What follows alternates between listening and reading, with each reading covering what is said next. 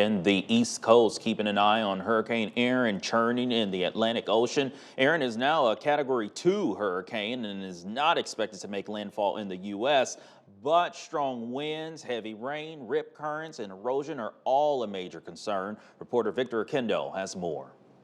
A state of emergency declared in North Carolina. Hurricane Erin now plowing through the Atlantic Ocean, already causing dangerous rip currents and huge waves along the East Coast. New satellite images show lightning flashes as Erin passed by the Bahamas and Turks and Caicos, making its way north. The National Weather Service warning that large waves are expected to destroy protective dunes and cause significant flooding, with waves expected to reach 10 to 15 feet and even 20 feet in some areas. I think that the biggest concern is this highway at sea level. You may not be able to drive for a few days. The storm prompting mandatory evacuation orders across the Outer Banks.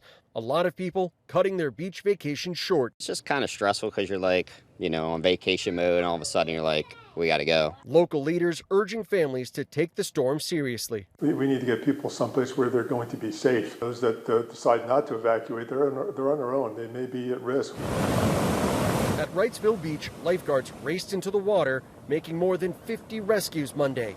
Now they're banning swimming at the popular tourist beach through Friday.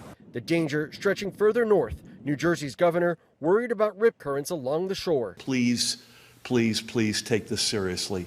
Particularly push back on complacency, on the human nature of, gosh, it's beautiful outside. Let's sneak a quick dip in the water. This is not the week to do that. Officials are urging everyone to take these warnings seriously. Everyone here in Rodanthe and Cape Hatteras is under a mandatory evacuation order. Visitors told to leave on Monday, residents Tuesday. Victor Okendo, ABC News, Rodanthe, North Carolina.